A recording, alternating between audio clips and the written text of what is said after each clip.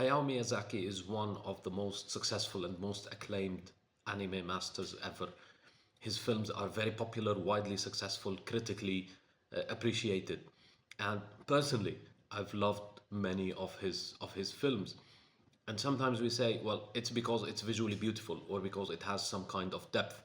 But I've always thought there should be more reasons behind the success and acclaim of Miyazaki, and this is why uh, I've dedicated this episode of the Prometheus Shot to talking about Miyazaki's art, and what I think are reasons for this success, trying to decipher the DNA of Miyazaki's creativity and Miyazaki's individuality. So, first, the stories.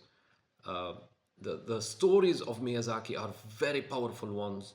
They start from an individual place, but it's not really very individual because there is a cultural depth to it as well.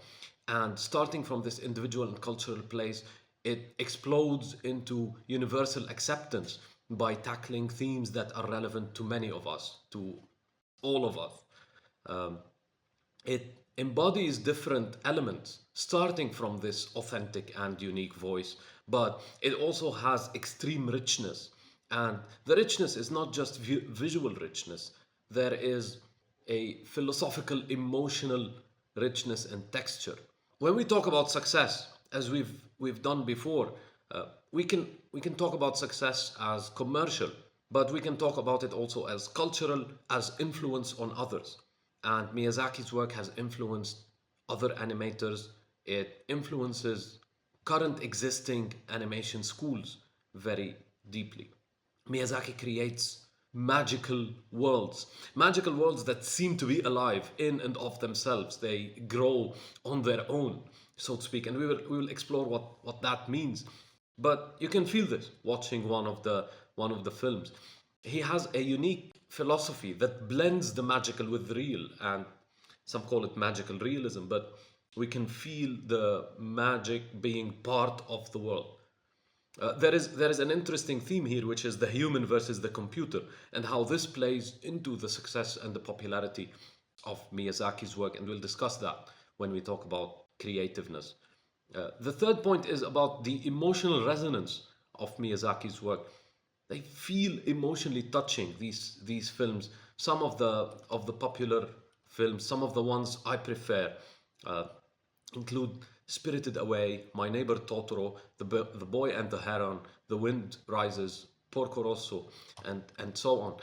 All of these films feel emotionally very deep, very relatable somehow to us.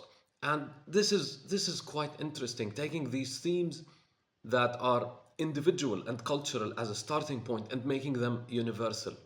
It has They have a celebration of the mundane, of the regular, of the everyday moments that shape us and that actually carry the magic of the world. There are subtle interactions and subtle relationships everywhere in the content and in the style. So what we will do over the coming three sections, uh, we will try to explore different elements explaining the success of Miyazaki, the wide acclaim of Miyazaki. But we will do that. We will try to understand that through the awareness, intent, creativeness spiral, which is the central framework, the central theme of the Atlas of Worldly Wisdom.